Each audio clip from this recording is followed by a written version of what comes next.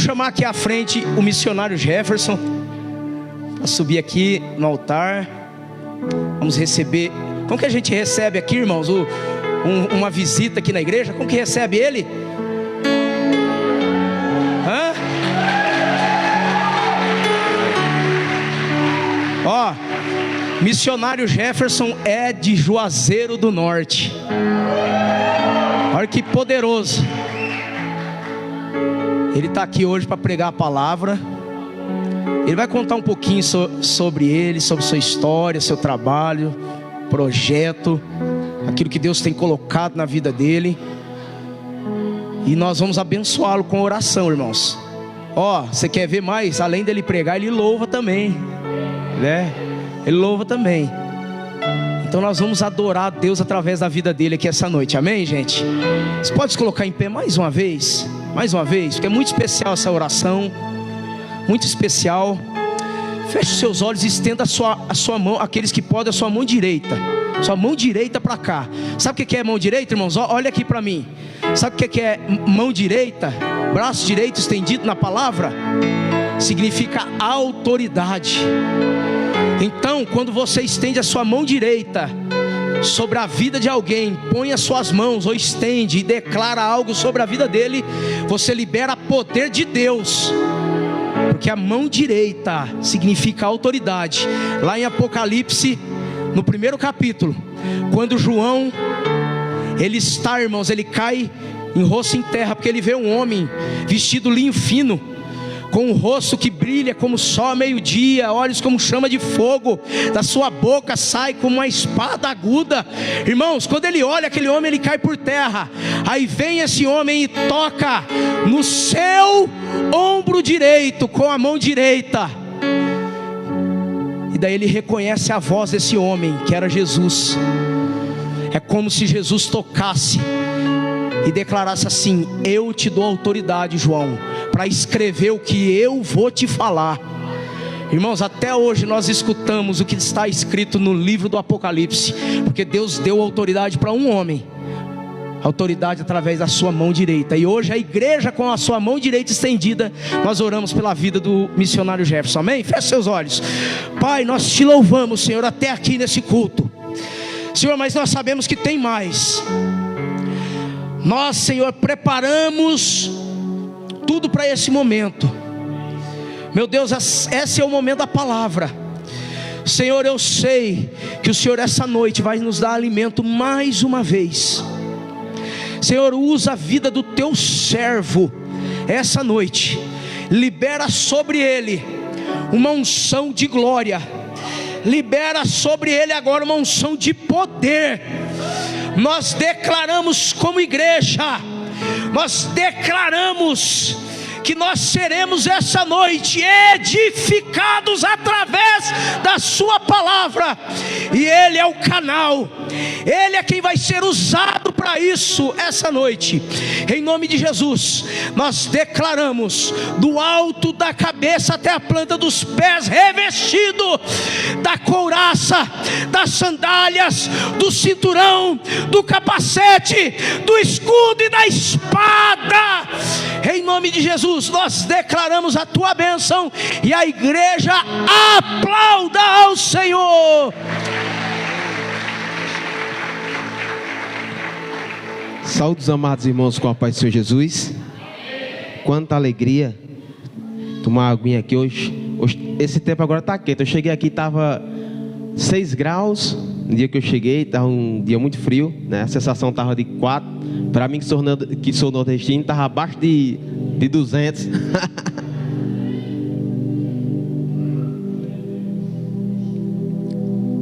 Mas Deus já está me fazendo se sentir em casa, né? A temperatura aqueceu e eu já estou querendo é que fique frio. O homem é indeciso, né?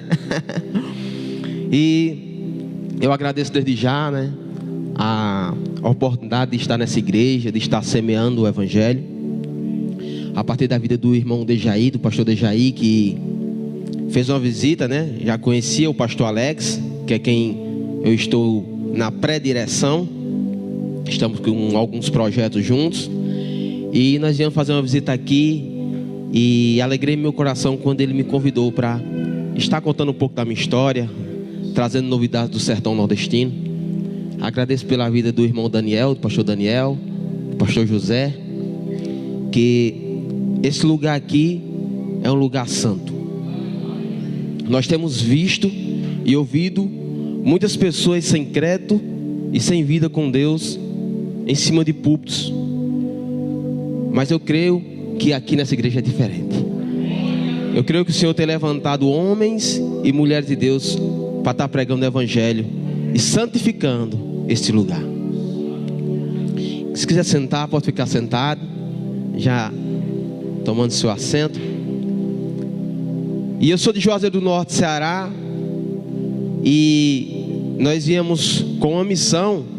Nós viemos visitar a igreja Sou Vivo, o pastor François, que já tinha uma parceria com o pastor Alex, com a gente. Já visitou algumas vezes o Nordeste lá, o Ceará, o Juazeiro. E nós já conhecíamos um pouco do projeto Sou Vivo. E nós decidimos colocar o mesmo projeto, levar o projeto Sou Vivo, a clínica de recuperação, a casa de recuperação, para o sertão. E aprove ao Senhor que Deus está nos dando direção e está levantando homens e mulheres de Deus para nos ajudar. Amém? O pastor já havia dado alguns brados aqui, eu me alegrava, mostrando alguns projetos da igreja. E quando ele chamou aquelas pessoas para estar aqui à frente, que são pequenos grupos de oração em casa, isso, né? Isso muito me alegra, porque a família é a base de tudo. A família, tanto é o foco de Deus a família, como também é o foco do inimigo. O inimigo entende que a partir da destruição da família, ele quebra toda a igreja. E nós, como homens e mulheres de Deus, temos que ensinar o caminho às nossas famílias. E me alegra muito ver homens e mulheres de Deus aqui à frente, e eu saber que eles estão fazendo da sua casa a igreja. Porque nós não devemos achar que a igreja é só essas quatro paredes. O ídolo do Senhor é bem maior. E lá fora é que se conhece o crente. Nas ruas, no trabalho, na conduta diária é que se conhece o crente. O pastor falava sobre relacionamento e sobre quebrantamento. Sem relacionamento com Deus é impossível lograr êxito na vida. E o quebrantamento do homem, como ele falou, pastor Daniel, é o princípio de toda sabedoria. Porque a partir do quebrantamento há o arrependimento e Deus declara a salvação nas nossas vidas. Eu quero que você já possa abrir sua Bíblia em Mateus capítulo 8, verso 23. E a gente vai estar comendo um pouco desse pão e trazendo vida para a nossa vida, a partir da vida que é a palavra. Amém?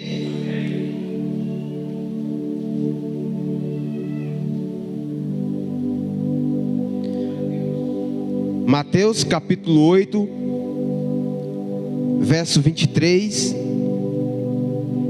até o verso 27. E assim diz a palavra do Senhor Jesus: E entrando ele no barco, seus discípulos o seguiram. E eis que no mar se levantou uma tempestade tão grande que o barco era coberto pelas ondas. Ele, porém, estava dormindo. E os seus discípulos, aproximando-se, o despertaram dizendo: Senhor, salva-nos, que perecemos. E ele disse-lhes: Por que temeis, homens de pequena fé? Então, levantando-se, repreendeu os ventos e o mar, e seguiu-se uma grande bonança.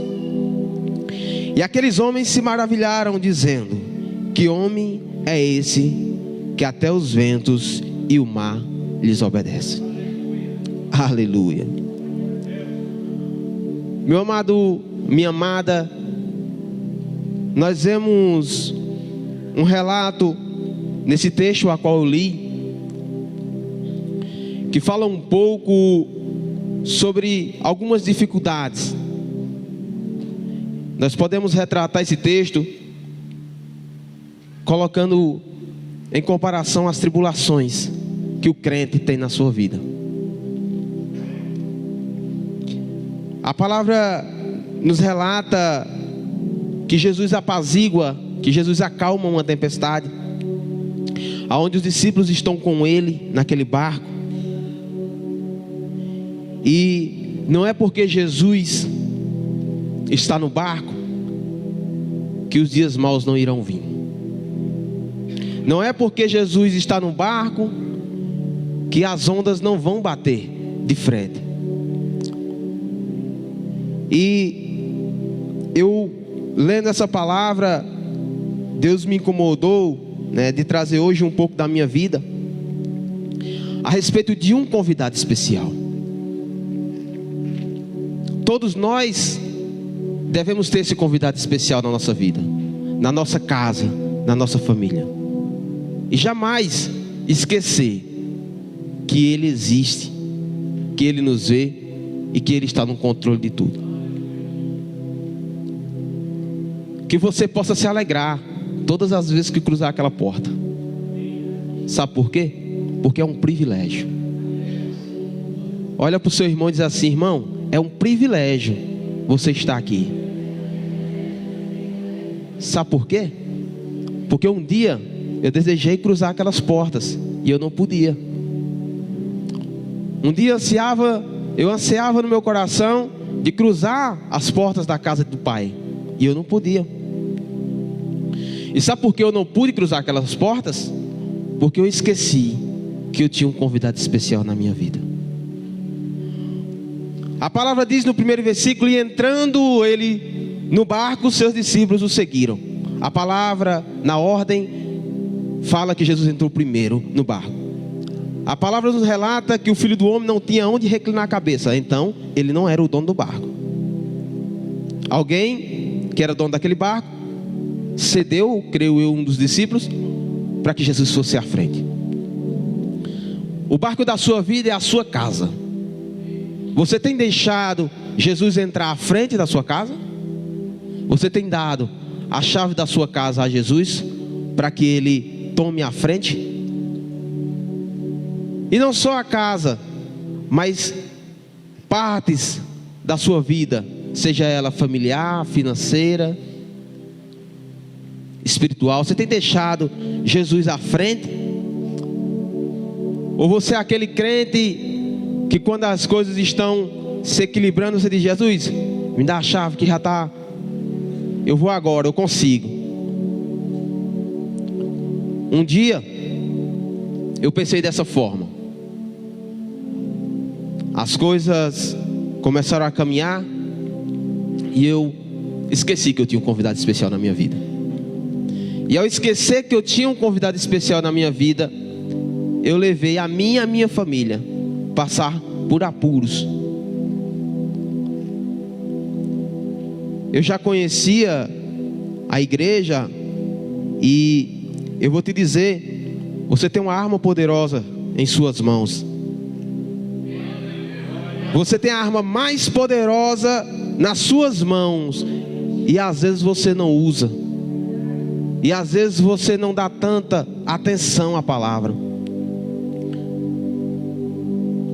Naquela época eu recordo que eu era o crente domingueiro. Eu só ia para o culto no domingo, levava minha Bíblia, abria, ouvia a palavra, chegava em casa e eu fechava a Bíblia e esperava que o próximo domingo chegasse. E nós temos que ter raiz, e nós temos que nos firmar, e a gente se firma na palavra. Eu sei que a música é boa, eu sei que a dança é boa, eu sei que às vezes um evento de casais para viajar e ir numa praia é bom, mas isso não deve ser o foco da igreja. Isso não deve ser o atrativo da igreja. O atrativo da igreja tem que ser sempre a palavra. Porque pela palavra é que se firma uma igreja. E ali eu não tinha tanto conhecimento da palavra, eu não buscava na palavra, eu não me alimentava. E a tempestade começou a bater na minha porta. A tempestade começou a vir contra a minha família, contra mim, as dificuldades vieram. E por eu não ter raiz, por eu não estar alicerçado na palavra, eu vinha a me desviar.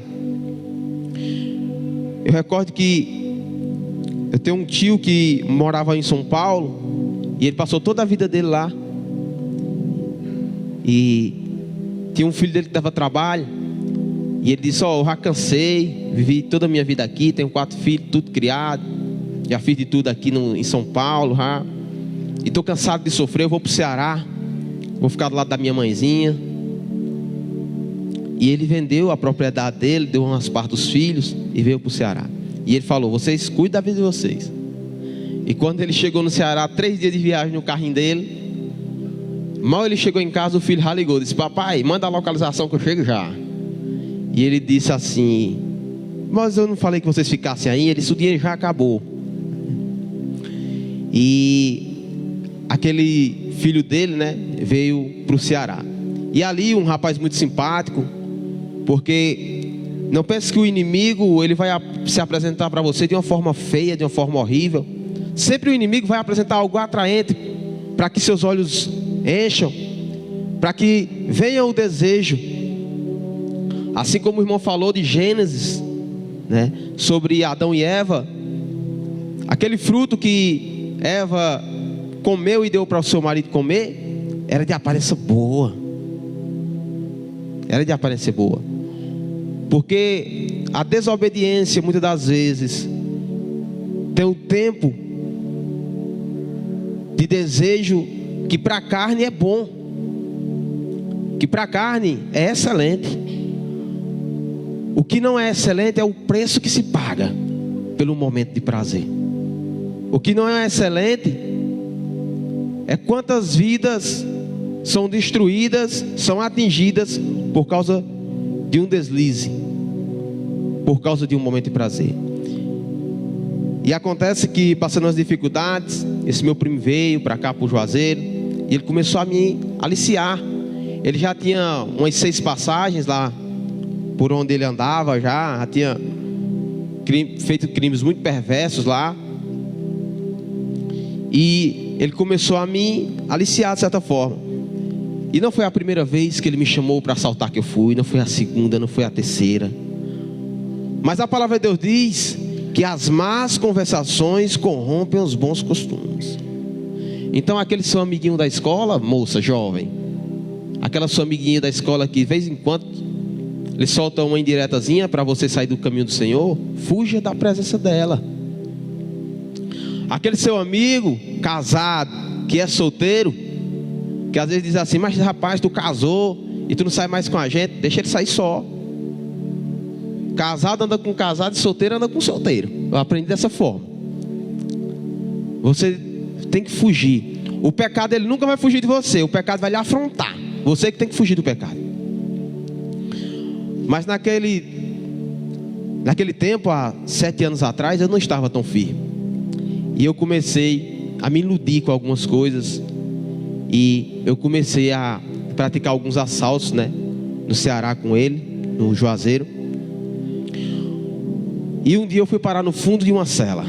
Fui pego em flagrante, junto com ele. A casa caiu, como fala, né? Eu recordo que minha esposa é mais uma chave para você, para a família. Eu recordo, pastor, que minha esposa olhava para mim e dizia assim: e amor, vamos para o culto hoje? Eu dizia: não estou com vontade não. Ela dizia: eu também não vou não. E assim os dois foram esfriando. Eu me recordo que no tempo que eu me desviei, quando eu via um crente na calçada, eu ia para outra calçada para não, com vergonha, não queria passar perto, eu não queria escutar. E eu me recordo que minha esposa sempre foi usada em sonhos. E ela, uma certa manhã, chegou para mim e disse assim: meu amor, eu tive um sonho. E eu no banheiro, tomando banho para sair, para assaltar. E ela também não sabia de nada, ninguém da minha família sabia de nada. E eu disse: que sonho foi esse? Ela disse: eu sonhei com uma cruz enorme. E em meu coração aquilo já ficou. E naquele dia, quando eu saí, eu fui pego em flagrante. Eu recordo que numa das últimas passagens que a gente ia para finalizar a rota que a gente estava fazendo, eu recordo que antes de entrar numa esquina, o Espírito Santo bradou no meu coração e disse assim: o que é que você está fazendo da sua vida? Muitas das vezes a gente tem cometido alguns errozinhos, alguns pecados, e muitas das vezes o Espírito Santo tem bradado no seu coração: o que é que você está fazendo da sua vida? Vale a pena? Eu aprendi com o meu líder que Deus não nos deixa passar por nada sem antes nos avisar. Pode ter certeza, o precipício que você cair, você caiu enxergando, não foi de olhos vedados, porque Deus lhe deu direção, Deus lhe mostra sinais. Mas muitas das vezes a gente acha que é dono do nosso caminho. E eu me recordo que uma esquina antes de eu ser abordado, eu recordo que o Espírito Santo bradou em meu coração, e eu pensei comigo mesmo: o que é que eu estou fazendo na minha vida? E se eu fosse pego hoje? Eu me lembro que eu tinha marcado um churrasco, era um dia de sábado, tinha marcado um churrasco na minha casa. E eu disse: se eu fosse pego hoje, ninguém sabe dos meus malfeitos. Mas eu aprendi que quando você for fazer alguma coisa errada, você não deve olhar nem para a direita, nem para a esquerda, nem para frente, nem para trás. Você tem que olhar para cima. Porque do homem você esconde, mas de Deus você não consegue esconder. E naquela hora eu pensei comigo mesmo. Eu disse: se hoje acontecesse, minha máscara ia cair, como seria? E naquela hora veio uma profunda amargura no meu coração. E quando eu dobrei a esquina, eu fui abordado. Naquela hora eu não tive nem ação, porque naquela hora eu já entendi que o Espírito Santo falava comigo, que Deus estava me dando mais uma oportunidade do aquebrantamento, do arrependimento. E ali, meu primo ainda bateu no meu braço, porque eu ia pilotando. E eu disse: não, daqui eu não vou mais para canto algum. E eu parei, fui abordado. E eu recordo que um daqueles policiais, ele olhava para mim, olhava para o meu primo. E eu via quando ele olhava para mim, balançava a cabeça assim, olhava para o outro e dizia: mas rapaz, eu estou vendo que esse rapaz aqui, ele tem algo diferente. Eu acho que eu conheço ele. Sabe por quê? Porque é impossível quem um dia teve um encontro com Jesus, quem um dia decidiu andar com Jesus, não ser diferente. Você sabe o que aconteceu com Pedro? Todo mundo que via Pedro dizia: é um deles. Ele fala igual ele. Eu vi ele com ele fala igual ele, ele se comporta igual ele. Porque é impossível, por mais que seja raso o encontro com Jesus, mas é impossível você não ter algo diferente, você não trazer algo diferente. E eu recordo que ali fui detido para fazer exame de corpo de delito, e na minha mente só vinha uma coisa: perdi minha família. Eu sempre fui uma pessoa muito dura, e eu pensei comigo: quando minha esposa chegar, eu vou dizer: você vai ver sua vida, quem errou fui eu, você não precisa passar por tudo isso. E eu estava certo que eu tinha perdido a minha família. E quando chegou ali na civil, na delegacia, que minha esposa foi lá me ver, sem acreditar naquilo que estava vendo, ela olhou para mim e disse assim: fala para mim que tudo é mentira. E eu falei para ela: tudo é verdade.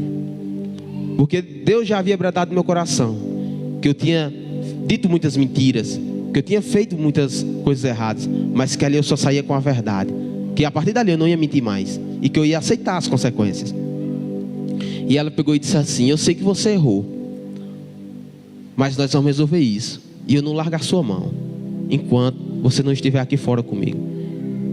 Eu conheço a sua essência, e eu sei que foi um momento de fraqueza.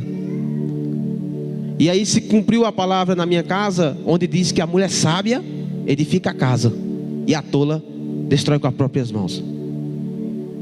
Porque muitos que eu conheço, muitas mulheres que eu conheço, e na modernidade que hoje nós vemos, né, pastor? camuflado num tal de feminismo, que a mulher que é empoderada, que isso não é de Deus, que o homem é que tem que ser o cabeça da sua casa. Muitas das mulheres eu acho que diziam: não, você errou, você se vire, eu não vou passar o que vou passar vergonha, não vou passar sofrimento, vou ver a minha vida. Mas ela foi uma mulher sábia, e ali ela começou a edificar a minha casa. E ali Deus começou a trabalhar. E meu primo ainda estava comigo, né? E ele dizia assim: ó, existem duas histórias, a que eles contam e a que a gente conta. Não importa o boletim de ocorrência hoje, mas no dia da audiência, quando tiver algum chamado para a gente falar alguma coisa, a gente muda toda a história. Eu disse: você muda, porque eu não. Eu vou falar a verdade. Ele disse: mas vai se complicar. Eu digo: mais do que o ator, não complica não. Eu posso me complicar com o homem, mas com Deus eu não quero mais me complicar não. E a partir dali, eu fiz um voto diante de Deus. Eu disse: Deus, se o Senhor só me guardar aqui, não importa se eu passar 1 ano, 2, 10, só se o Senhor me guardar aqui e proteger a minha família, eu te servirei. Nunca mais eu me desviarei do teu evangelho. Nunca mais eu colocarei os meus pés fora do evangelho. Minha vida vai ser para te servir. E quando chegou, eu me recordo quando chegou ali junto com os agentes, e meu primo era muito perigoso, né? E os policiais estavam tipo como fosse um troféu com ele, né? Para mim não estava nem ligando muito, porque via que eu tinha sido influenciado. E eu recordo que eles oprimiam muito ele, né? E ele muito duro. Ele dizia: não se preocupa não, primo, porque eu vou cuidar de você lá dentro. Não se preocupa não. A gente já fez o exame de corpo de delito, já foi visto. Depois que a gente é visto, ele não pode mais fazer nada com a gente. E a partir dali Deus me deu alguns ensinamentos. E me ensinou que a minha vida tinha que estar nas mãos dele. Porque eu vejo que você, não sei com quem é que Deus quer falar essa noite, tem gerado expectativa no homem. Eu sei que você tem gerado expectativa em alguém, e você vai ser frustrado, porque a sua expectativa tem que estar em Deus. Sua expectativa não tem que estar na sua esposa, sua expectativa não tem que estar no seu esposo, sua expectativa não tem que estar no seu patrão, sua expectativa não tem que estar em ninguém, sua expectativa tem que estar em Deus.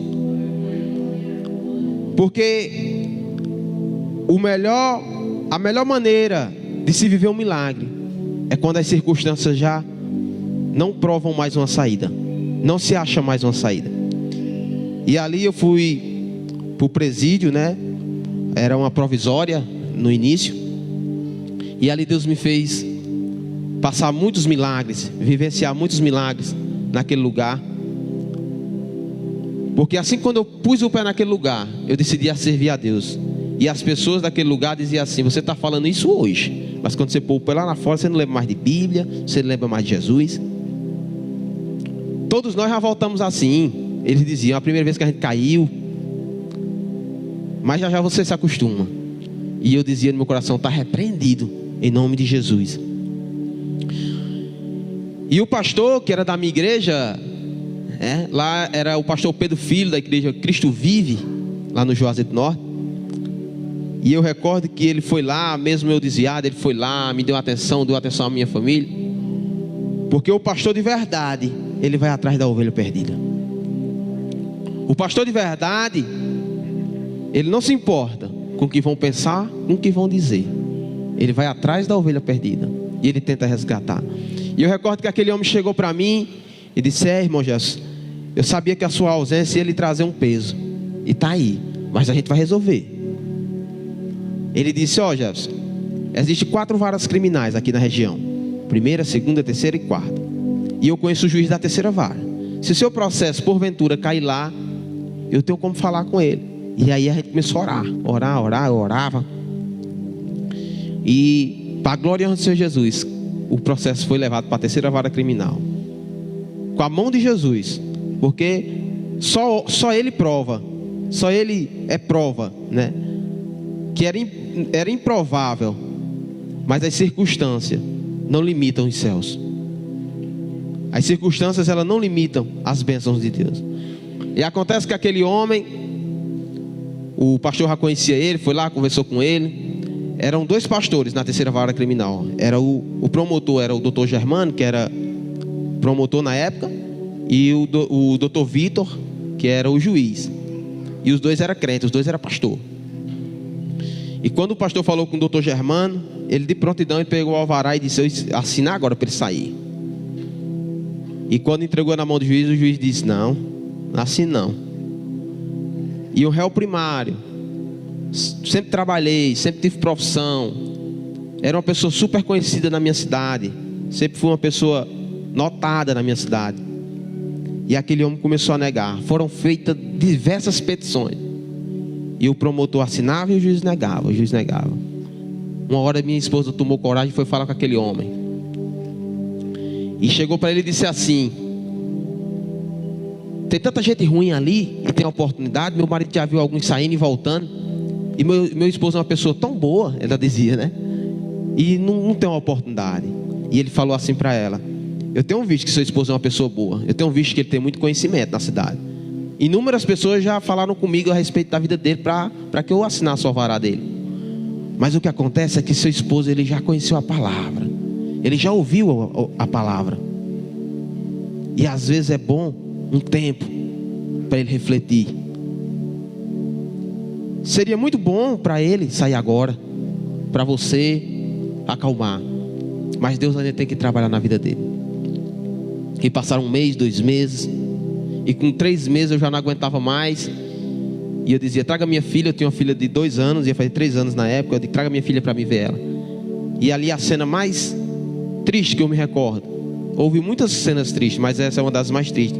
É minha filha na cela dizendo: papai, nós não vamos almoçar aqui, nós vamos almoçar em casa. E eu olhar para ela e dizer: não, papai tem que comer aqui, você tem que comer aqui. E não conter as lágrimas. E eu te pergunto: o que é que Jesus precisa fazer para que você tome uma posição na sua vida? Eu aprendi que há certos lugares que não foi criado para os homens. O inferno, ele não foi criado para mim nem para você. A cadeia não foi criada para mim nem para você. Mas se nós desobedecermos às leis da terra, é lá que nós vamos parar. O inferno é a mesma coisa. O inferno, ele não foi criado para que o ser humano entrasse, mas por meio da desobediência, por meio de desobedecer às leis celestiais, vai servir bem para alguns. E eu me recordo que até eu entender o propósito de Deus na minha vida naquele lugar, eu passei por muitas dificuldades. Eu achava que meu primo ia cuidar de mim, como ele falou, e acabou que eu que cuidei dele. Porque eu vou te dizer, dê testemunho, você sendo humilhado, você sendo perseguido, dê testemunho. Porque o testemunho que você dá é a plantação de amanhã para você ser honrado. Porque eu me recordo que naquele lugar, as piores pessoas daquele lugar, eu me recordo que foi as pessoas que mais me abençoaram. Eu me recordo que quando vinham os momentos de aflições, os momentos de dificuldades ali dentro, eu segurava meu testemunho, e aqueles caras que eram os piores, quando eles iam que a coisa apertava, como dizer, eram os bichão lá dentro, daqui a pouco estava nos pés. Ei, irmão, passei por isso na minha vida, por isso que eu vim parar aqui. Deus me deu um livramento assim e tudo, mas eu não quero nada, nunca quis nada com o evangelho. O que é que você acha? E ali eu começava a pregar, e ali eu preguei para muita gente. E eu comecei meu ministério ali naquele lugar. E eu recordo que um dia, um deles chegou para mim, um dos que conversava muito comigo, e eles tinham feito algumas coisas erradas ali naquele presídio. E diferente do que a gente acha que a polícia tem ordem dentro do presídio, né? A palavra é da polícia, mas não. Tem alguém lá dentro que comanda tudo. Já vi muitas vezes os agentes chegar na penitenciária dentro, os presos brigando por alguma coisa, por alguma melhoria, alguma coisa do tipo, ou então porque os agentes chegavam e ia espancar algum dos detentos. e a cadeia inteira se levantar e começar a algazarra, começar a balançar a grade. E o chefe dizer assim, né, dos bandidos, ó, ou você deixa o cara em paz e sai fora, ou a gente vai virar a cadeia. E o agente pedir desculpa. Não, desculpa aí tudo, a gente não vai levar ele não e tal. A gente vai parar. E eu vi muitas coisas, a mão de Deus nos guiar naquele local. E eu recordo que um daqueles chefões chegou para mim e disse assim uma noite: Deus tem poder? E eu olhei para ele e disse: sempre teve e sempre terá. Ele disse: pois se Deus tem poder, como você fala, eu quero que isso aqui vire um inferno. Eu quero que isso aqui vire um inferno. E eu olhei para aquele rapaz e eu disse assim para ele: cuidado, porque as palavras têm poder. E você não está semeando para a minha vida, porque eu estou debaixo de uma proteção. Você está semeando para a sua própria vida. E no outro dia, aquele homem, a cadeia se rebelou, com ele e outro parceiro que estava lá, e tentaram contra a vida daquele homem, né, com faca, e ele correndo no pátio. E me entristeceu o coração, porque a palavra de Deus diz que Deus não se alegra com o sofrimento do ímpio. Deus não se alegra com isso. A vontade de Deus é que todos tenham salvação. E eu me entristeci no meu coração. E aqueles dois homens, né, esse que tinha bradado, falado que queria ver o inferno acontecer, eles foram para uma solitária.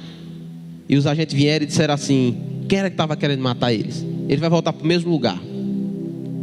Ele vai voltar para a mesma cela. Quem é que quer fazer alguma coisa com ele? E os presos estavam tudo calados. E naquela hora eu peguei e falei alto. E eu disse: ó, tem muita gente ruim aqui, mas também tem gente boa só querendo ter a sua cadeia, ir para casa e cuidar da sua família. E esses homens não vai dar certo aqui dentro. Aí eles disseram assim, os agentes: por quê? Por que aqui não vai dar certo? Eu disse: porque a cadeia inteira não quer que eles fiquem aqui. E se você colocar ele aqui, vai ser pior pro turno de vocês, porque a cadeia vai pegar fogo. E eu pensei que no outro dia alguém ia me chamar a atenção, os presos, porque estavam querendo matar aqueles dois rapazes. E eu pensei que a cadeia ia ficar contra mim. Eu digo: eu falei, mas Deus se responsabiliza. E eu recordo que aqueles dois homens foram transferidos para outro presídio. E no outro dia, os que ficaram lá, os maiorais, chegaram para mim e disseram assim: é do irmão Jefferson, que eles me chamavam de irmão Jefferson. O irmão Jefferson é homem de verdade, porque ninguém teve coragem de falar nada. E ele tomou a voz e deu a voz para que levassem aqueles homens. E se eles tivessem ficado aqui, a gente tinha feito uma rebelião. E eu disse para ele: não foi eu que tomei direção, foi Deus que me deu direção. Eu só obedeci. E depois daquilo ali, houve outros vários contextos em que Deus me fez ferramenta naquele lugar para abençoar vidas, para ajudar pessoas. E eu me recordo que no meio daquela caminhada eu me questionava o tempo, né, como réu primário ali. E sempre quando eu estava a ponto de desanimar, de desistir não, desanimar, porque o crente ele desanima, ele não desiste não. Desanimar é normal na caminhada, mas a gente não pode desistir. Deus trazia um renovo.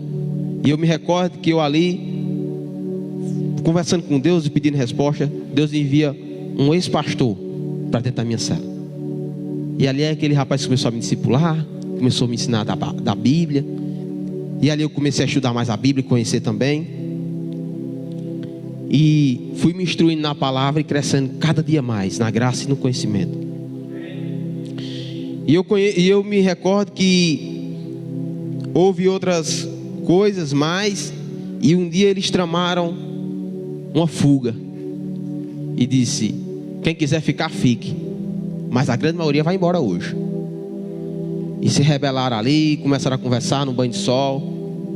E os líderes lá disseram assim, né, os líderes: amanhã, pela manhã, quem quiser ficar, fique, a gente vai embora. E eu perguntei: como é que vocês vão fazer? E eles disseram: a gente vai fingir que alguém está doente, vai deixar um agente entrar para tirar, e a gente vai tomar a arma do agente, que eles entravam armados, e a gente vai render e a gente vai embora. E ali começaram a mexer nos cadeados, começaram a cavar as paredes. E eu me recordo que aquele foi um dos dias mais turbulento da minha vida.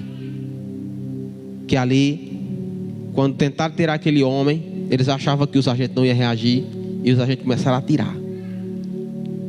Quando os agentes fizeram alguns disparos, eles recuaram, a cadeia recuou, mas eles eram um lado fechado e um lado aberto, que tirava o banho de sol, né? E eu recordo que os que estavam no banho de sol começaram a sacudir as outras grades para abrir, para que todo mundo fosse solto e para que gerasse um tumulto ali. E eu ficava no meu canto, aflito, porque não era o lugar que eu tinha costume, né? Eu não era uma pessoa do crime em si, eu não tinha amizade do crime, não era o meu ambiente. Eu estava ali porque eu desobedeci, não era o meu ambiente. Mas de certa forma me vinha uma paz no coração, porque eu sabia que eu estava fazendo a coisa certa. Mesmo no lugar errado, eu estava fazendo a coisa certa. Eu estava semeando o evangelho, eu estava pregando o evangelho todos os dias. E eu recordo que naquele dia, aquela cadeia foi desativada, porque não tinha mais condições de ninguém ficar ali, porque destruíram tudo. E entraram a tropa, e entraram várias outras guarnições, e desativaram. A fuga começou 8 da manhã, e ali foi o dia mais longo da minha vida, porque quando veio desativar e transferir todo mundo para o presídio de detenção máxima, que tinha mais próximo, já era quase a noite. E quando eu cheguei naquele presídio, que eu entrei no pavilhão, eu dei de cara com 2 caras que eu mandei os agentes tirar.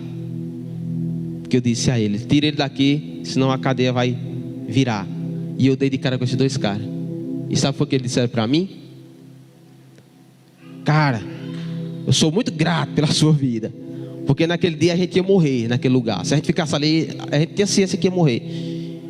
E Deus lhe usou para que tirasse a gente dali. E eu quero que você venha morar comigo. Sabe o que eu disse? Fique em paz. E fui procurar outro lado. Porque muitas das vezes tem pessoas que até aparentemente é uma boa porta para você, mas você sabe o temperamento dela, você sabe a conduta dela, você sabe que ela não quer nada com Deus, e você sabe que vai ser julgo desigual. Se eu fosse agir pela carne, era o lugar certo de eu ficar, porque eu já tinha ajudado eles, ele ia me ajudar, né? Mas eu agi pelo Espírito, porque uma vez que você escolhe servir a Deus, você não vive mais pela carne, você vive pelo Espírito. E eu fui para outro lugar, e ali também eu pude pregar o evangelho. Ali foi me dado muita direção, de Deus em algumas vidas. Eu fiz um sistema de célula dentro da cadeia, ali onde todas as noites eu reunia o pessoal dentro da cela e orava e cantava ali. E eu vi o poder de Deus quando eu começava a louvar, e toda a cadeia à noite começava a louvar junto, puxava os louvores, e aqueles homens começavam a adorar. Sabe por quê? Porque a adoração contagia. A adoração é algo que contagia. Você sabe por que a adoração ela contagia? Porque nós somos criados para adorar.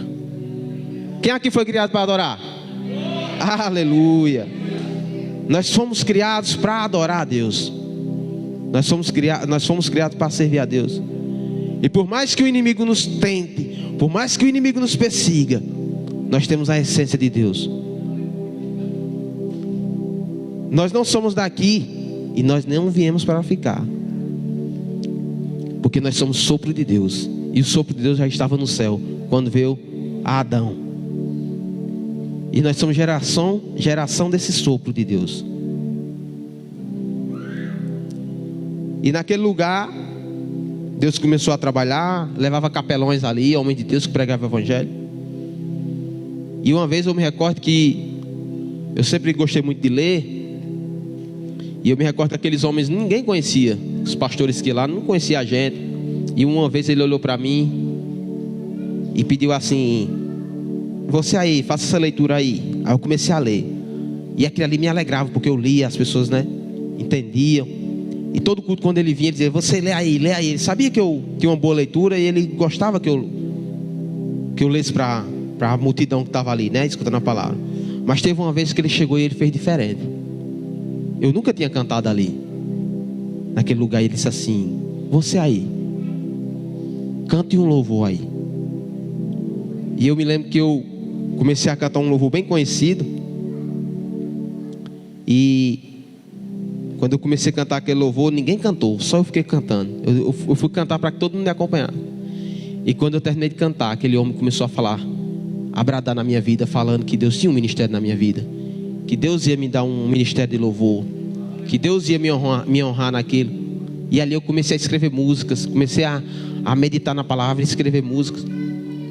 E o que é que eu trago para a minha vida nos dias de hoje, daquele tempo, é que não importa o lugar que você estiver, as circunstâncias não importam, qualquer lugar é lugar de gerar bênção. Eu escutava uma palavra que meu pastor dizia assim: Deus vai transformar a maldição em bênção. E eu nunca entendi, mas a partir da minha vida eu pude ver que Deus transformou a maldição em bênção. Ali eu me recordo que eu comecei a escrever as músicas do meu CD, e Deus começou a trabalhar na minha vida. E foi passando 1 mês, 2 meses, 3 meses, até chegar 1 ano, quase. E uma mulher chegou para uma amiga da minha esposa, só uma irmã, disse: Deus falou comigo. Uma mulher muito usada, ela disse: Deus falou comigo que seu esposo vai sair de lá sem audiência. E falou para essa amiga, né, da minha esposa. E ela disse: diga à esposa dele. Ela disse: não vou dizer não, porque ela já está triste, vai ficar mais triste ainda, vai achar que corre da minha cabeça. Mas Deus falou isso.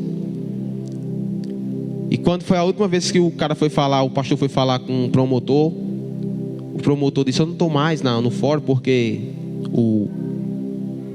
a facção me ameaçou a minha família, eu tive que largar. Aí eu disse: se o promotor que era do meu lado não me ajudou, agora só o juiz é que não vai, né? Eu pensando, né? Mas Deus age diferente. E foi marcada uma audiência, e eu fui àquela audiência. E quando eu cheguei lá cedo, umas 9 horas da manhã, 10 horas, e já era 3 horas da tarde e ninguém atendia, e o juiz olhou e disse assim: não vai ter audiência, pode voltar. E eu recordo que aquele pastor estava lá e foi lá pela outra sala e conversou, estava conversando no telefone. Daqui a pouco o promotor, mesmo que não estava lá, mas exercendo a função, ele apareceu no fórum.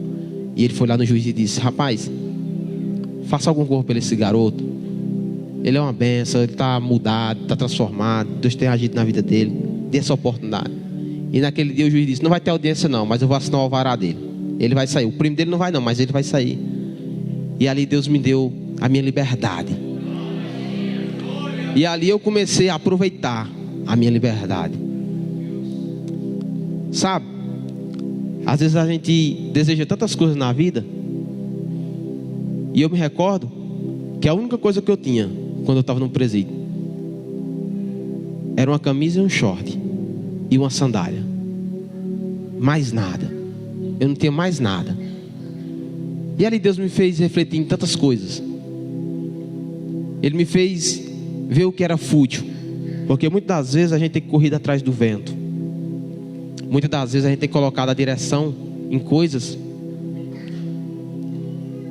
que não vão acrescentar na nossa vida espiritual. A palavra de Deus diz que nós não sabemos como orar, nós não sabemos como pedir. Como eu falei, eu cheguei aqui, estava 6 graus, eu queria 30. Agora está 30, eu quero que baixe de novo. Nós não sabemos. Mas se nós lançarmos a nossa vida nas mãos de Jesus, Ele sabe o que é melhor. E ali quando eu saí, né, eu fui trabalhar na clínica de recuperação, uma das clínicas mais conhecidas lá do Juazeiro do Norte. E ardeu no meu coração esse projeto. Há 6 anos atrás. Ardeu no meu coração. E quando eu saí daquela clínica para trabalhar no secular, isso me entristeceu. Porque eu disse: eu queria tanto servir a Deus e eu gostei tanto desse trabalho, abençoar a vida, cuidar de pessoas. E por que é que Deus não abriu uma porta para mim agora? E eu fui para o secular, mas aquilo ficou no meu coração. E uma das pessoas que eu compartilhava isso há 6 anos atrás, que é crente, que é homem temente a Deus. Eu sempre visitava ele e a gente falava, e ele via aquele arder no meu coração. E ali ele começou a me apresentar pessoas, me apresentou o pastor Alex. E ali a gente começou a caminhar, e eu deixei nas mãos de Deus. E ali Deus me deu um CD no meio da caminhada. Porque, eu não sei se vocês sabem, o Nordeste ele é meio escasso. Lá não é tão fácil. O comércio, as pessoas que querem ajudar não têm condição, as que têm condição não querem ajudar. E ali foi uma luta muito grande, até Deus me dar o meu CD. E Deus me abençoou, né, com esse CD. Eu recordo que foi logo no começo da pandemia que eu lancei o meu CD. Assim, quando eu lancei o CD, entrou a pandemia. Aí meu pai teve câncer. Eu fiz uma campanha do CD e abençoei a vida do meu pai. E eu vi que Deus não faz nada sem propósito. Tudo que Deus permitir na sua vida, desde que você deixe ser guiado por Ele, tem um propósito. E Deus começou a trabalhar. E hoje, para a glória e honra do Senhor Jesus, eu recordo que eu estava trabalhando numa empresa há um tempo atrás, gerenciando 2 empresas, uma pizzaria e uma loja de açaí. Estava bem, estava ganhando bem, estava até já acomodado. Mas sabe quando você está tudo certo demais e você desconfia? Eu estava desconfiado. Só que eu sempre orava assim: Deus, seja feita a tua vontade, não a minha. Sempre foi assim: seja feita a tua vontade, não a minha. E acontece quando aquilo começou a ficar mais quieto no meu coração, mais firme, o patrão chegou para mim e disse: eu vou vender. Vou vender, não vai dar certo e tal. Um homem que, esse meu patrão que eu tinha, era um homem que me abençoou muito, né? Ele me conheceu a partir do meu testemunho e me deu a oportunidade de gerenciar 2 negócios dele, a partir do meu testemunho. E eu fiquei ali no meu coração, e eu pensava comigo, eu disse: Deus, eu fiz tantas pontes, conheci tantas pessoas, mas meu ministério não aconteceu ainda, por quê? E ali eu fui entender, colocar em oração, entender que Deus estava me preparando. Até que o Alex tinha um sonho, né, de abrir a casa de recuperação, e falando com esse amigo meu, que há 6 anos sempre eu tinha contato com ele, e sempre falava para ele do centro de recuperação, sempre falava que tinha um sonho, e conhecia a Soul Vive, que tinha esse sonho.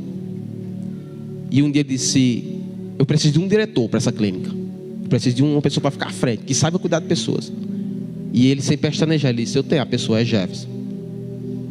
E eu já tinha parceria, já andava lá, já tinha vigília, já tinha pregar lá, ele já conhecia. E sabe o que é bom em você dar testemunho? Porque o pastor Alex perguntou assim: mas eu não conheço muito o irmão Jefferson, eu não tenho muita intimidade com ele. E sabe o que foi que o rapaz disse? O irmão Jefferson põe as minhas 2 mãos no fogo, não para minha glória, mas a palavra de Deus diz que honra quem merece honra. E ali foi atado uma confiança à minha pessoa, e Deus começou a mover. E eu me recordo que uma das coisas que eu tive com o Alex, que o Alex ele é muito ousado. O Alex ele é um engenheiro, onde ele largou tudo para viver o que Deus tinha na vida dele. Aonde ele tem uma chácara, um complexo, que muitos missionários já foram abençoados lá. Gevanici, Jocum, pastor Dejaí foi lá e viu como é o trabalho lá. E é muito difícil, mas Deus colocou no coração dele: no dia que eu cobrar R$1 do aluguel desse lugar, Deus transfere a chave, porque eu só estou cuidando, não é meu. E Deus começou a agir na vida daquele homem. Ele disse assim para mim: ó, irmão Jefferson, a gente começou a se alinhar. Ele viu o meu jeito e disse: Jefferson, se eu fosse você, eu já orava por esse projeto, e eu não ia atrás de trabalho secular. Só que como o ser humano é, né, ele ainda é meio duvidoso. Eu peguei e disse: mas essa viagem que você quer que eu faça para conhecer esse pessoal, e eu não tinha certeza de uma data prevista. Aí eu disse a ele: pois vamos orar para me sair do secular. E ainda eu consegui outro emprego, que era como promotor de vendas. Mas eu já havia falado do meu coração, e aquele trabalho começou a dar certo. Porque às vezes nem tudo que está dando certo Deus está no meio, e nem tudo que está dando errado é porque Deus está longe. Você tem que entender que é que Deus quer para a sua vida, para você poder se direcionar. E eu me recordo que ali as coisas melhorando e dando certo. Eu ganho confiança na empresa, a empresa nova, para mim, um negócio novo para mim, mas que rapidamente eu ganho notoriedade no negócio. E o Espírito Santo falou no meu coração: você vai ter que largar tudo. Larga tudo, e eu sem entender. E até que eu cheguei para minha esposa e disse: amor, nós vamos ver um processo de Deus agora, e eu vou largar tudo para viver a obra. Vou largar tudo para ver o que é que Deus tem para a minha vida. E a partir daquele momento que eu me despido das minhas vontades, dos meus desejos, de crescer, de sustentar, né? Porque muitas das vezes a gente acha que a gente sustenta a casa, mas não é. É Deus que sustenta. A palavra de Deus diz que os pássaros nem semeiam, nem colhem, e não falta. Eles não morrem. Eu nunca vi um pássaro morto de fome, não. E ali eu entreguei na mão de Deus, e logo as coisas fluíram. Do dia para a noite o irmão Alex ligou para mim e disse: vamos viajar quarta-feira. Eu disse: vamos. Ele disse: e o trabalho? Eu disse: não, trabalho lá eu já larguei, já está tudo certo. Vou ver o que Deus quer para a minha vida. E eu recordo que eu cheguei na casa do Alex para a gente viajar, e ele veio, eu e mais 2 pastores. A gente trouxe um interno de lá para internar aqui na clínica, que teve um problema lá no Juazeiro, e a gente quis trazer ele para cá. E Alex olhou para mim e disse assim: meu irmão, sabe quanto eu tenho para fazer essa viagem? Aí eu disse: não, ele disse: nem R$1. Mas sabe, Deus já fez maravilha na minha vida. Deus vem preparando essa viagem. Uma vez ele dizendo que Deus começou a fazer com que ele ajeitasse um carro que ele tinha. A última viagem que ele veio para cá, trocou os pneus, trocou o óleo, ajeitou o carro, fez manutenção. E de repente surgiu uma viagem para vir para aqui para o Paraná. E ele olhou e disse assim: Deus, por que é que as coisas para mim é tão difícil? Eu larguei o secular, viver do evangelho, e o Senhor quer que eu faça essa viagem? Eu não tenho dinheiro. E o Senhor bradou no coração dele, lembrando tudo que ele tinha feito, que tinha trocado os pneus do carro, tinha trocado o óleo. E ele falou assim: porque aqui eu tenho uma condição boa, e eu não queria viver o evangelho. E quando eu decidi, as coisas é escassas. E Deus bradou no coração dele: é para você ficar na minha dependência. É para você ficar na minha dependência. E ali nós saímos, quase 3.500 quilômetros para cá, para o Paraná, do Juazeiro para cá. E ali eu já vi Deus operar no carro, Deus fazer a mudança na vida daquele interno que a gente estava trazendo para cá, onde ele já tinha pedido tudo que ele tinha por conta das drogas, por conta da bebida. E Deus já começou a trabalhar na vida dele, ele aceitou a Jesus. E é engraçado que ele vinha no carro, quando ele entrou no carro triste, ele disse: eita, eu vou vir com um monte de pastor, vou vir com um monte de gente séria. eu todo errado aqui, né? E quando o pastor lá começou a contar o testemunho dele, era parecido com o meu. E quando ele terminou, eu contei o meu. Aí ele fez assim: ufa, eu não sou o pior aqui dentro, não. E ali Deus começou a trabalhar. E eu me recordo quando chegou ali perto de Cristino Castro, começou um barulho estranho no carro. Vum no pneu. E eu no banco de trás, eu disse: tem um barulho estranho aqui. E parava o carro e olhava e nada, e ia para frente. É o escape, não é? E quando a gente chegou de frente a uma oficina, uma mecânica grande, e o Alex disse: vamos para frente, vamos até onde é. E quando a gente chegou de frente a uma oficina grande, a gente parou. O mecânico subiu o carro, era o pneu, o rolamento tinha desgastado, e o pneu estava folgado. Ele disse: 1 quilômetro aqui no máximo essa roda saía. 1 quilômetro. Eu não sei como vocês chegaram aqui. E ali nós começamos a falar de Jesus para aquele mecânico. E nós falando de Jesus, e ele: vocês são pastor? A gente vamos atrás de um projeto assim. E você vai conhecer Jesus? E eu vi que aquele homem dava atenção, ficava assim, dando atenção, com os olhos brilhando, a gente falando: você quer aceitar Jesus? Não, você quer não sei o que, não. E ali nós consertamos o carro e viemos embora. E quando o pastor Alex foi embora com aqueles pastores, ele disse: ei, irmão Jesus, você vai ficar aí, Deus vai fazer um milagre para levar para casa. Eu disse: amém. Aí ele pegou e disse assim, que a gente vai seguir viagem. Tem algumas coisas que a gente deixou lá e tem que tomar de conta. E você fica aí, Deus vai dar um jeito. Se você não chegou aqui sem dinheiro, você vai voltar sem dinheiro. A gente não vem, a gente volta, né? Ele falando, né?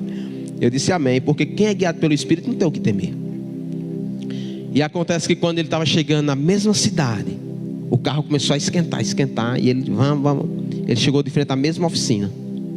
O carro parou, ele parou o carro, não tinha mais como andar, e deu um problema no carro. E ele teve que ficar lá, ajeitando o carro. E ele sem entender e pedindo direção a Deus, porque a gente tem que pedir direção a Deus.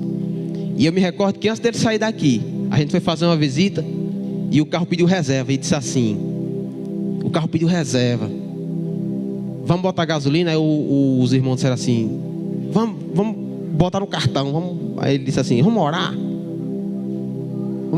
talvez Deus levante alguém. E quando aí ele disse, vamos pôr R$50 só para a gente chegar nessa visita.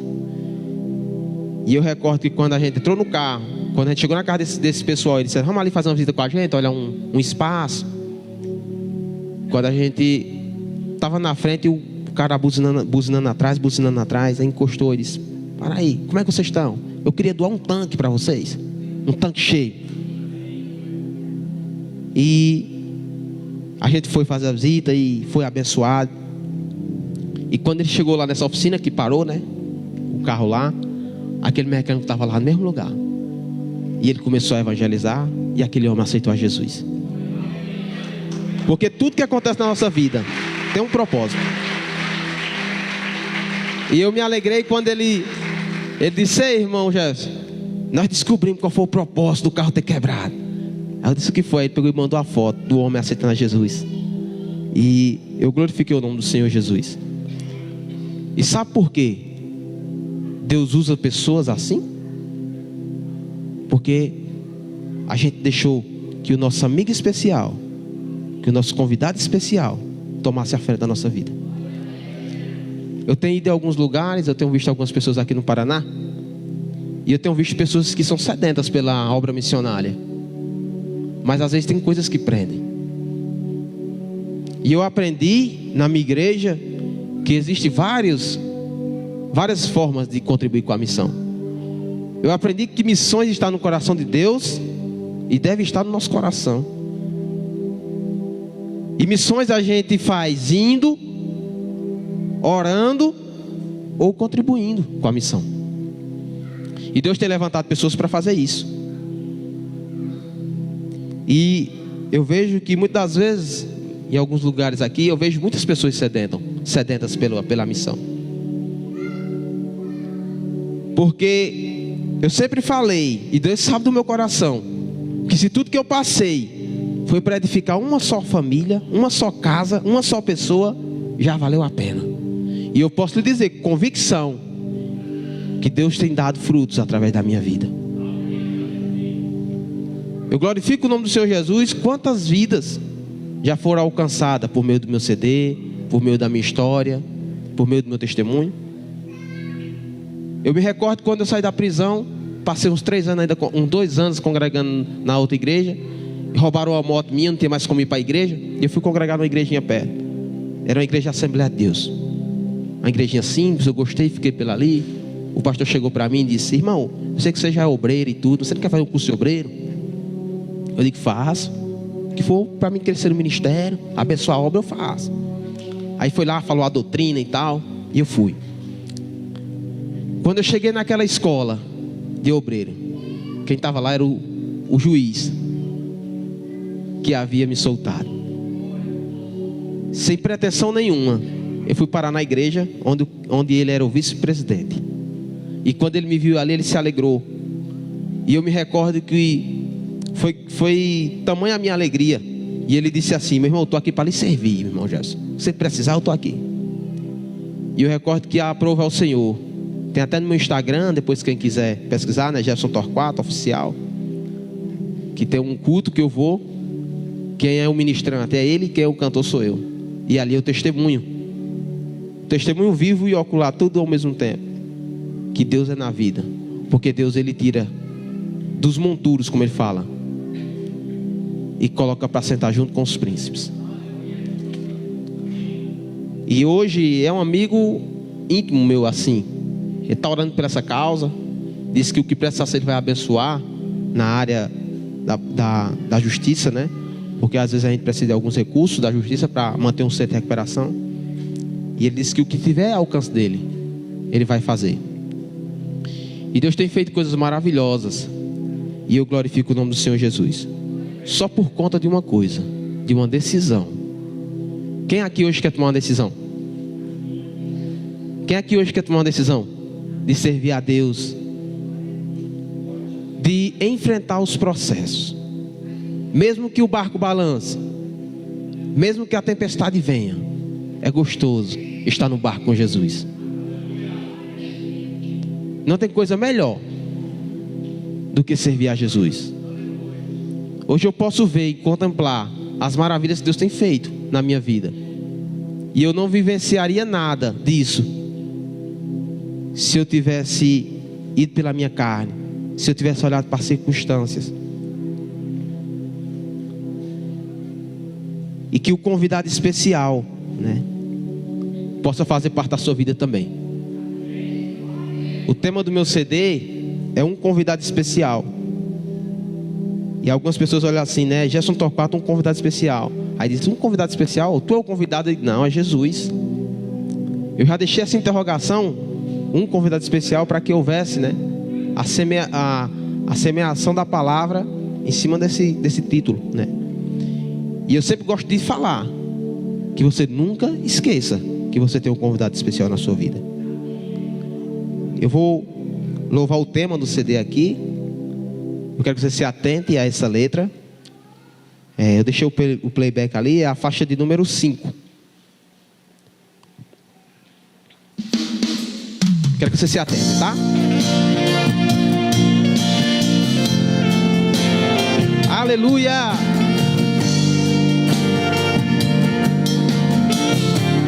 Escuta só.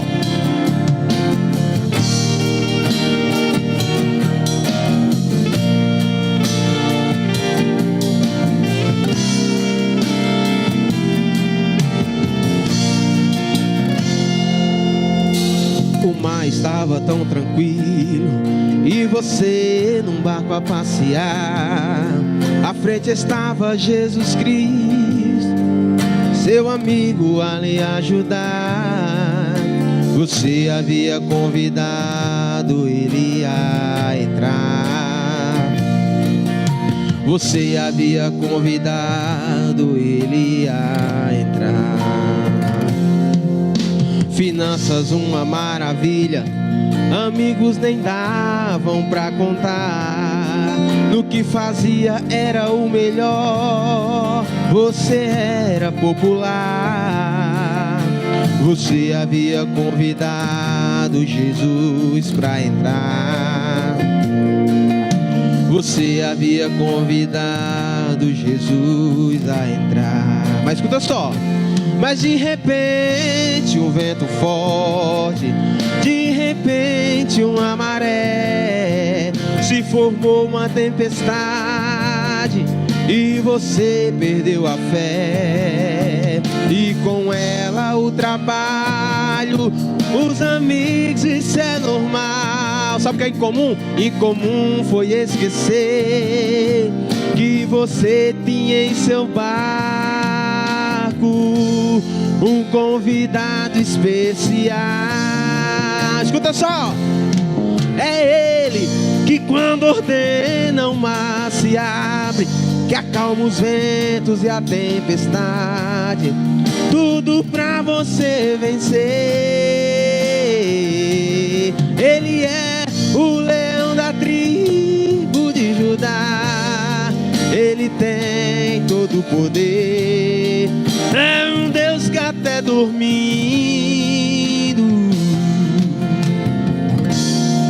faz milagre acontecer. Oh, aleluia! Nosso Deus é um Deus tão poderoso que Ele até dormindo faz milagre acontecer. Quando a palavra relata que Jesus estava dormindo, é porque Jesus, quando Ele veio, ele era 100% homem e 100% Deus. E ele sendo 100% homem dormia, mas ele 100% Deus, ele não dormia, tudo ele via. Aleluia. O mar estava tão tranquilo e você num barco a passear. À frente estava Jesus Cristo, seu amigo a lhe ajudar. Você havia convidado ele a entrar. Você havia convidado ele a entrar. Finanças uma maravilha, amigos nem davam pra contar. No que fazia era o melhor, você era popular. Você havia convidado ele a entrar. Você havia convidado Jesus a entrar. Mas de repente um vento forte, na vida de crente tem, viu? De repente uma maré, estranho é não ter, se formou uma tempestade e você perdeu a fé. E com ela o trabalho, os amigos, isso é normal. Incomum foi esquecer que você tinha em seu barco um convidado especial. Escuta só, é ele que quando ordena o mar se abre, que acalma os ventos e a tempestade, tudo pra você vencer. Ele é o leão da tribo de Judá, ele tem todo o poder, é um Deus que até dormindo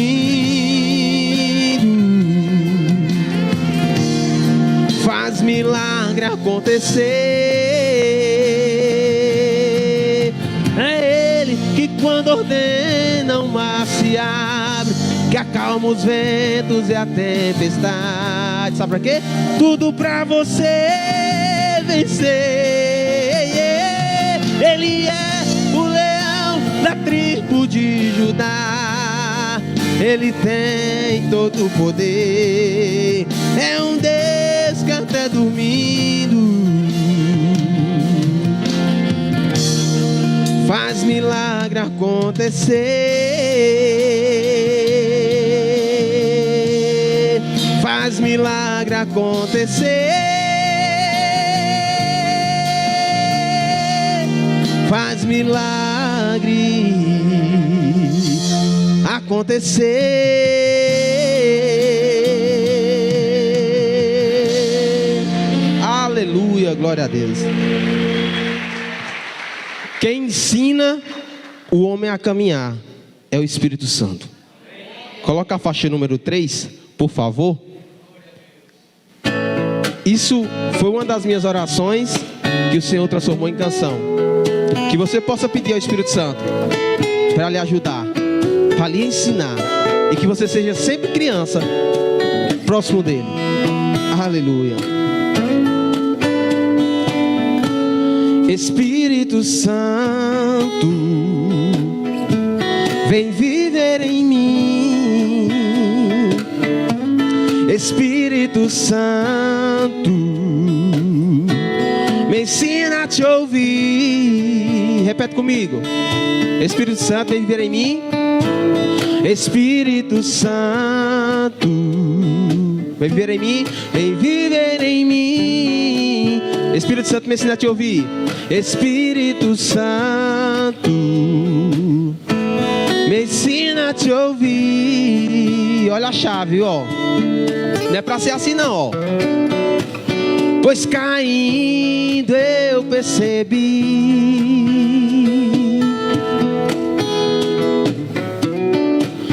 que criança ainda sou e sempre serei, que sempre dependo de ti. Espírito Santo, me ensina, por favor. Escuta só. Me ensina a orar, me ensina a louvar, me ensina a te adorar, me ensina a amar e a perdoar, me ensina a ser melhor. Me ensina a orar, me ensina a louvar, me ensina a te adorar, me ensina a amar e a perdoar, me ensina a ser melhor. Aleluia. Só o Espírito Santo pode te dar capacidade, pode te ensinar, te instruir. Só Ele que pode reeducar a sua vida espiritual. Aleluia. Espírito Santo, vem viver em mim. Espírito Santo, me ensina a te ouvir. Espírito Santo, vem viver em mim. Espírito Santo, me ensina a te ouvir.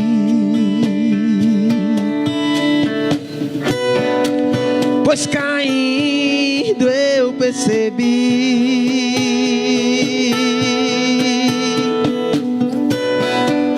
que criança ainda sou e sempre serei, que sempre preciso de ti, eu dependo de ti. Espírito Santo, me ensina, por favor. Me ensina a orar, me ensina a louvar, me ensina a te adorar, me ensina a amar e a perdoar, me ensina a ser melhor. Me ensina a orar, me ensina a louvar, me ensina a te adorar, me ensina a amar e a perdoar, me ensina a ser melhor. Me ensina a orar, me ensina a louvar, me ensina a ser melhor. Oh, aleluia. Me ensina a ser melhor. Aleluia. Deus maravilha. Me ensina.